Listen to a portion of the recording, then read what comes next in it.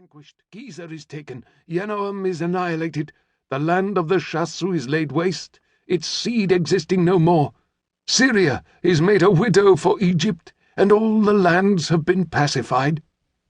Akhenaten tapped his fingers impatiently. It was the same tired old formula, platitudes he had heard reeled out to his father, Amenhotep, and his grandfather, Thutmose, before that. He leaned forward in his palanquin chair, the slaves holding it on either side, quickly adjusting their positions to keep it upright. "Yes, Vizier, but what about Mat Urusalem, the land of Jerusalem? That is what I sent you to resolve." The man reached into a leather pouch on his belt and pulled out a clay tablet.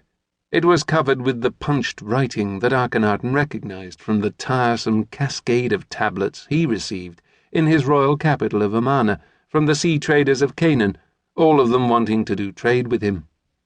The vizier gave a little cough and attempted to puff out his chest.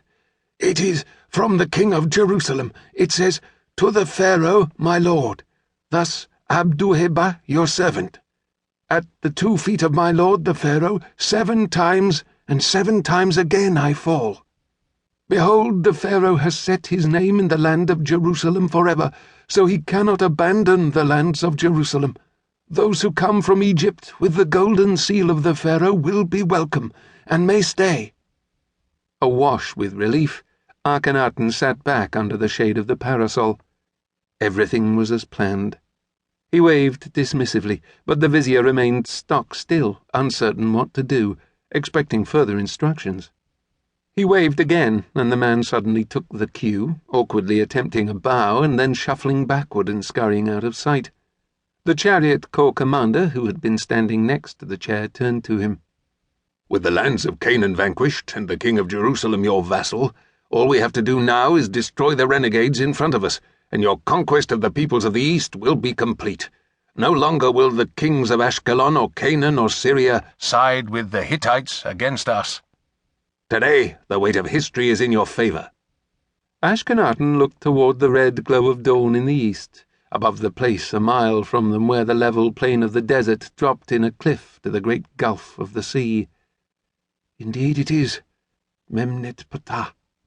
Are your divisions ready?" "The divisions of Ra and Seth are formed up, Pharaoh. All we await now is the division of Mina." "When the divisions are ready, and the sun glints above the horizon, you will lead the charge in my golden chariot, Memnet Ptah. You will inspire your men and strike fear into the hearts of the enemy." "It should be you who drives the golden chariot, Pharaoh." "The Aten has blinded me to everything but his brilliance, Memnet Ptah.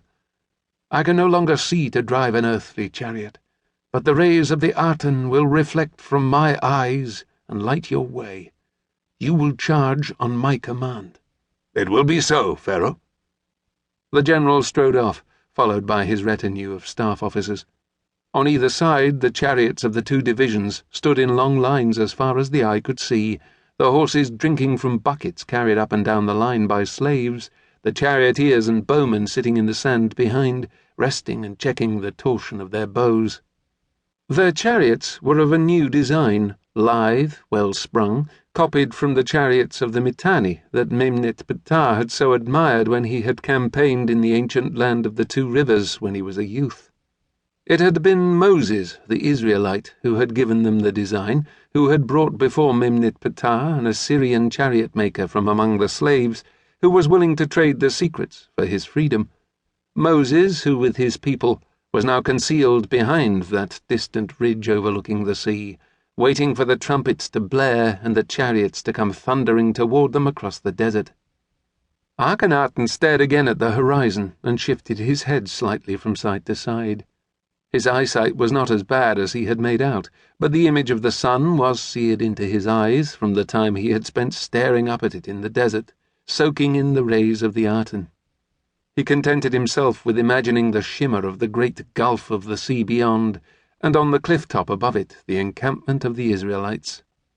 He had told Moses to camp there, brazenly so, on the very edge of the cliff, their campfires burning through the night, so that when the Egyptian scouts saw them, there should be no uncertainty, and the massed army that followed would know where to aim their chariots with the coming of dawn in order to destroy the Israelites.